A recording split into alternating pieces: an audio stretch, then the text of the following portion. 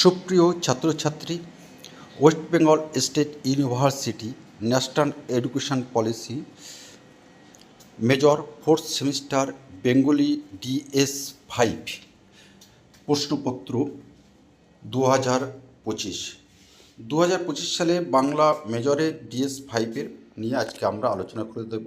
কারণ সামনে তোমাদের পরীক্ষা কোনো কলেজের ইন্টারনাল পরীক্ষার রুটিনই কিন্তু দিয়ে দিয়েছে। সেই দিক থেকে বিচার বিবেচনা করে তোমাদের প্রয়োজনের জন্যে আমরা আজকে প্রকাশ করতে চলেছি West Bengal State University Bengali major DS5-এর প্রশ্নপত্র 2025 সালে। তাহলে কি পড়ে গেছে প্রশ্নপত্র সেটা আমরা দেখে নিই একটু।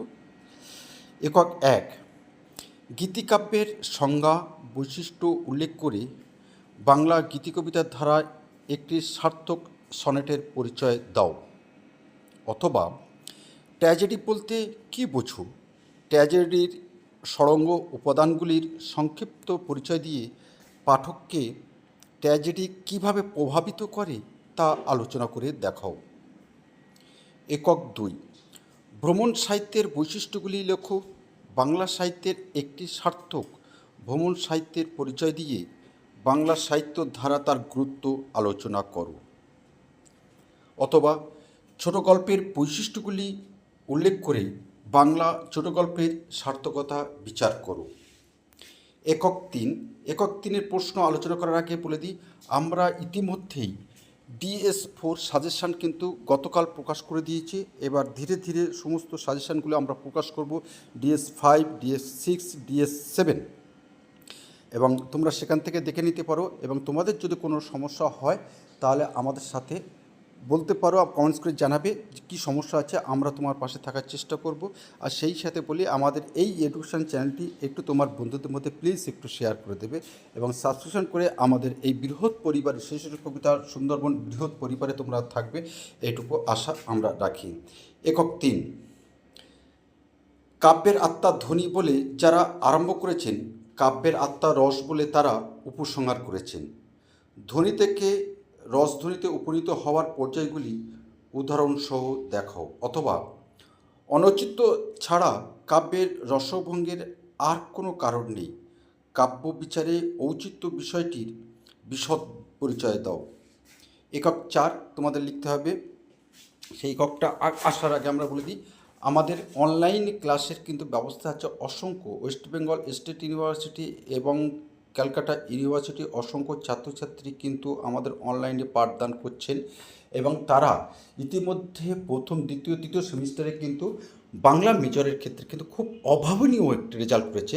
আমরা চাইছি তোমাদের যদি কোনো রকমের সমস্যা হয় তাহলে অনলাইনে ক্লাসের মধ্যে দিয়ে তুমি তোমার লক্ষ্য পূরণের দিকে এগিয়ে যেতে পারো। একক 4, সাহিত্যের বিচারক প্রবন্ধ অবলম্বনে সাহিত্য সমালোচনার মানদণ্ডের প্রসঙ্গে রবীন্দ্রনাথের বক্তব্য কতদূর সঙ্গত আলোচনা করো।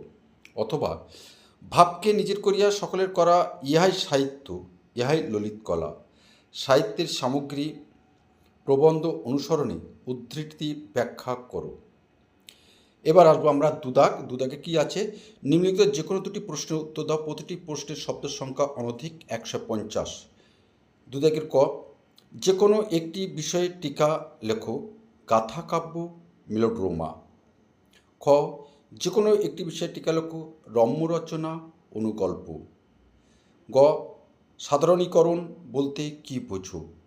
ঘ, সৃষ্টির ন্যায় সাহিত্যের উদ্দেশ্য ব্যাখ্যা করো। এটাই ছিল তোমাদের 2025 সালে ফোর্থ সেমিস্টারের বাংলা DS5-এর প্রশ্নপত্র, সেটা তুলে দিলাম। এই প্রশ্নগুলো বাদ দিয়ে তোমরা আগামী পরীক্ষার জন্য তোমরা পড়াশুনো করতে পারো এবং গুছিয়ে নাও, এখন অনেকটা সময় আছে। আর DS4 আমরা অলরেডি সাজেশান প্রকাশ করে দিয়েছি, সেখান থেকে তোমরা দেখে নাও কী কী প্রশ্ন তোমাদের পরীক্ষায় খুবই গুরুত্বপূর্ণ। আগামী দিনে আমরা DS5 সাজেশান প্রকাশ করব, সঙ্গে থাকো, অপেক্ষা করে আমাদের সহযোগিতা করবে, এইটুকু আশা। এবং আমাদের চ্যানেলটি অবশ্যই সাবস্ক্রিপশন করতে কিন্তু ভুলো না। তো অন্য একটা ভিডিও নিশ্চয়ই তোমাদের সাথে দেখা হবে, আজ তবে রাখি। তবে বন্ধুদের মধ্যে প্লিজ একটু শেয়ার করে দেবে। আর এরকম নতুন নতুন ভিডিও পেতে আমাদের চ্যানেলের পাশে তোমরা সকলেই থাকবে, অন্যদেরকে উৎসাহিত করবে, এইটুকু আশা রেখে আজ আমি শেষ করলাম। পরের কোনো একটা ভিডিও নিশ্চয়ই তোমার সাথে আমার আবার দেখা হবে।